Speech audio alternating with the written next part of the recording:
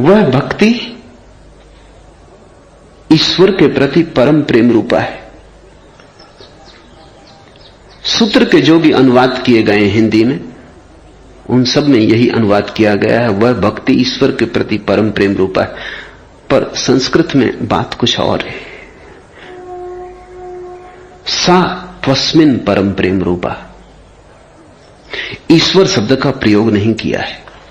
ईश्वर शब्द नहीं है, उसके प्रति त्वस्मिन्, बड़ा फर्क है। जिन्होंने भी हिंदी में अनुवाद किए उन्होंने बात को संकीर्ण कर दिया। उसके प्रति, उसका नाम नहीं हो सकता, इशारा है, बड़े दूर है वो। उसे ईश्वर कहने से बात हल ना होगी, क्योंकि उसे ईश्वर कहने से ही हम उसकी परिभाषा कर देंगे। ईश्वर शब्द का अर्थ होता है ऐश्वर्यवान। सारा ऐश्वर्य जिसका है वो ईश्वर। ये हमारी परिभाषा है, क्योंकि हम ऐश्वर्य की भाषा में सोचने के आदी हो गए। हमारे लिए ईश्वर ऐसा है जैसे सम्राट सारे जगत का है, पर है सम्राट ही। धन की भाषा में हम सोचने के आदी हो गए, ऐश्वर्य की भाषा में सोचने के आदी हो गए, तो ईश्वर कहते हैं। लेकिन धन से और ईश्वर का क्या लेना देना? ऐश्वर्य से और ईश्वर का क्या संबंध? सम्राटों से उसकी कल्पना करनी ठीक नहीं। इसलिए संस्कृत शब्द ठीक है, त्वस्मिन्, उसके प्रति। नाम मत दो उसे। नाम तुम दोगे, तुम्हारा नाम होगा, तुम्हारा मन प्रविष्ट हो जाएगा। सिर्फ इतना ही कहो उसके। इशारा करो, अंगुली बता दो, शब्द मत दो। वो अनाम है, नाम में मत घसीटो। वो अरूप है, रूप का आग्रह मत करो। वो निराकार है, तुम कोई आकार मत दो। ईश्वर देते ही आकार मिल जाता है। ईश्वर शब्द आते ही तुम्हारे मन में आकार उठने शुरू हो जाते। सोचो थोड़ा, उसके प्रति कोई आकार उठता है, उसके प्रति। तुम पूछोगे किसके प्रति? ये कौन है उस? किसकी बात कर रहे हैं? ईश्वर कहते ही हल हो गया। तुम निश्चिंत हुए, तुमने कहा समझ गए। जहां तुमने कहा समझ गए वहीं ना समझी है। तुम न समझो, बड़ी कृपा होगी। तुम बहुत जल्दी समझ जाते हो, वहीं भूल हो जाती। परमात्मा इतना आसान नहीं कि समझ में आ जाए। वस्तुतः उसे समझने के लिए सब समझ छोड़नी पड़ती। उसे केवल वे ही समझ पाते हैं जो समझ का आग्रह भी छोड़ देते हैं। इसलिए अच्छा होगा हम भी कहें उसके प्रति। उसके कहते ही बड़ा विराट का द्वार खुलता है। फिर ये पशु पक्षी पौधे आकाश सब सम्मिलित हो जाते। परमात्मा कहते ही, ईश्वर कहते ही बात कुछ बिगड़ जाती, भेद खड़ा हो जाता है। सृष्टा और सृष्टि का भेद हो जाता है।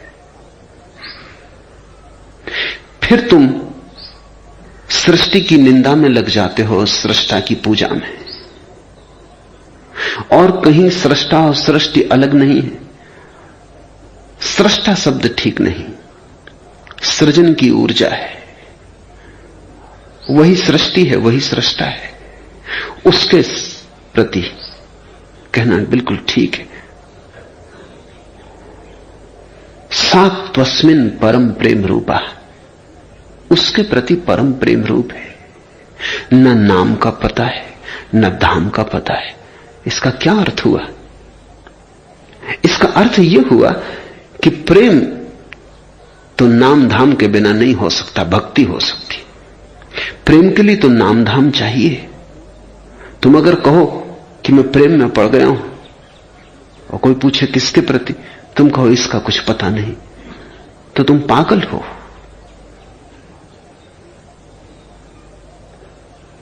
प्रेम तो साकार के प्रति है, इसलिए नाम पता है। प्रेम का तो कोई एड्रेस है, पत्र लिखा जा सकता है, परमात्मा का कोई एड्रेस नहीं, पत्र लिखा नहीं जा सकता। परमात्मा के लिए तो बड़ा बावलापन चाहिए। निराकार के प्रति प्रेम, इसका अर्थ यह हुआ कि ऑब्जेक्ट, विषय तो खो गया, सब्जेक्ट केवल तुम ही बचे।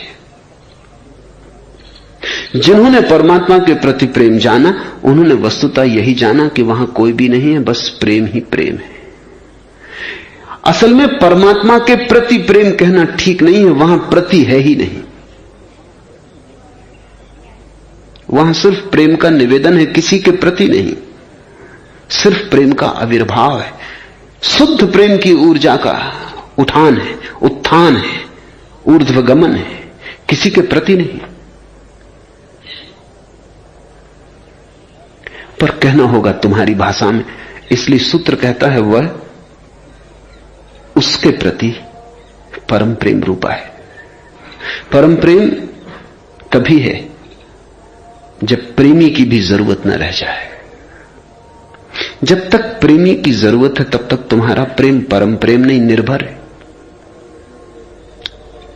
निर्भर है तो शुद्ध नहीं हो सकता।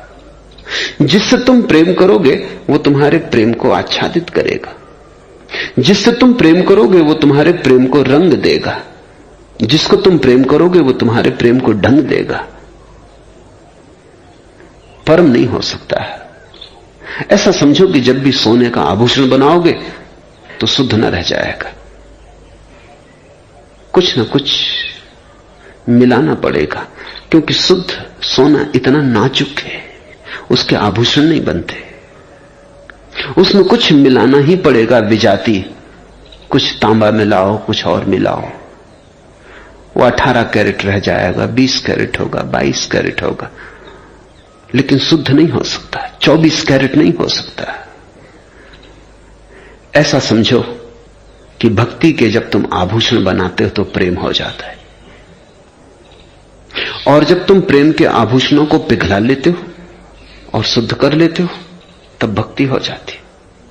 लेकिन जब तुम प्रेम के आभूषण पिघलाते हो तो प्रेमी भी पिघल जाता है। तुम जिसे प्रेम करते थे वो बचता नहीं, तुम भी नहीं बचते, प्रेम ही बचता है। वो दोनों गए, वो द्वैत गया, और जब प्रेम ही बचता है तब प्रेम शुद्ध है। न मैं न तू, दोनों खो गए। जलालुद्दीन रूमी की बड़ी प्रसिद्ध कविता है, मुझे बड़ी प्यारी। एक प्रेमी अपने प्रेयसी के द्वार पर दस्तक देता है, भीतर से आवाज आती, कौन है? प्रेमी कहता, मैं हूं तेरा प्रेमी, पहचाना नहीं? मेरी पगध्वनि विस्मृत हो गई, मेरी आवाज पहचान से उतर गई। लेकिन भीतर से आवाज आई, अभी तुम इस योग्य नहीं कि द्वार खोले, अभी तुम अधिकारी नहीं। प्रेमी बड़ा हैरान हुआ, क्योंकि प्रेमी तो सदा सोचता है कि अधिकारी है ही। हर व्यक्ति की यही भूल है कि हर व्यक्ति जन्म से ही समझता है कि वो प्रेम का अधिकारी, इसलिए प्रेम को कोई सीखता ही नहीं, बिना सीखे ही प्रेम करने लगते हैं। और इसलिए फिर प्रेम में इतनी भूलें होती, और प्रेम में इतना उपद्रव होता है, और सारा जीवन बर्बाद हो जाता है। प्रेम संभावना है, सत्य नहीं। प्रेम को प्रगटाना है, वो प्रकट नहीं है। प्रेम कोई मिली हुई संपदा नहीं है, खोजनी है, सृजन करना है उसका। प्रेमी लौट गया, वर्षों भटकता रहा, प्रेम की खोज करता रहा, प्रेम का अर्थ समझने की चेष्टा करता रहा, ध्यान किया, प्रार्थना की, धीरे धीरे प्रेम का आविर्भाव हुआ। वो लौटा, फिर उसने दस्तक दी, भीतर से आवाज आई, कौन? तो जलालुद्दीन कहता है कि अब प्रेमी ने कहा, तू ही है, और द्वार खुल गए। जलालुद्दीन से अगर मेरी कभी मुलाकात हो जाए, कभी न कभी हो सकती, क्योंकि जो रहा है वो कहीं होगा, जो है वो मिटता नहीं। तो उसे मैं कहूं कि कविता पूरी कर दो, या अधूरी? अभी भी द्वार खुलने नहीं चाहिए, क्योंकि जहां तू है वहां मैं मिट नहीं सकता। प्रेमी ने पहले कहा मैं, अब उसने बदल लिया पहलू, लेकिन पहलू बदलने से कुछ फर्क नहीं पड़ता। अब वो कहता है तू, लेकिन तू का क्या अर्थ है अगर मैं मिट गया हो? किसको कहोगे तू? किस प्रसंग में कहोगे तू? तू का सारा अर्थ मैं में छिपा है।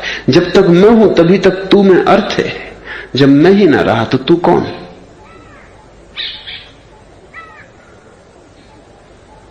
जलालुद्दीन से मैं कहूं कि इसे थोड़ा और आगे बढ़ा, एक दफा और लौटा इस प्रेमी को, जल्दी मत कर। कविता खत्म करने की इतनी जल्दी भी क्या है, और 4 लाइन जोड़ी जा सकती है, जाने दे वापस। प्रेसी से कहलवा दे कि कुछ कुछ तैयार हुआ लेकिन पूरा नहीं। थोड़ी अधिकारी होने की क्षमता आई, लेकिन अभी प्रारंभ है। थोड़ा और भटक, थोड़ा और खोज, इतना पहुंचा है तो आगे भी पहुंच ही जाएगा। रास्ता ठीक है जिस पे चल पड़ा है, मंजिल अभी नहीं आई। आधी यात्रा हो गई है, मैं खो गया, आधी और होनी चाहिए, तू भी खो जाए। फिर ला कुछ वर्षों बाद, फिर लाने की वैसे जरूरत भी नहीं। फिर तो प्रेसी वहीं चली आएगी जहां प्रेमी है।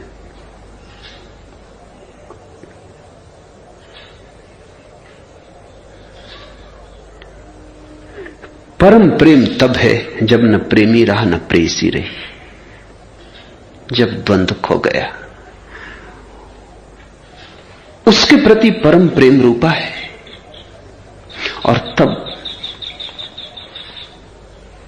अभी मैखान ए दीदार हर जर्रे में खुलता है। अगर इंसान अपने आप से बेगाना हो जाए, और तब कण कण में उसकी मधुशाला का दरवाजा खुल जाता है। कण कण में अभी मैखाने दीदार हर जर्रे में खुलता है। कण कण में उसका मधु बिखर जाता है, और कण कण में उसकी मधुशाला का द्वार खुल जाता है। अगर इंसान अपने आप से बेगाना हो जाए, अगर आदमी अपने को भूल जाए, तो परमात्मा को पाने में अड़चन कहां? अपने से बेगाना हो जाए, मैं को भूल जाए, मैं को छोड़ दे, मैं को न पकड़े रखे, तो उसकी मधुशाला कण कण पर बिखर जाती। फिर सभी जगह उसकी ही मस्ती है। न तुम हो न वह, मस्ती ही मस्ती। वही परम प्रेम रूप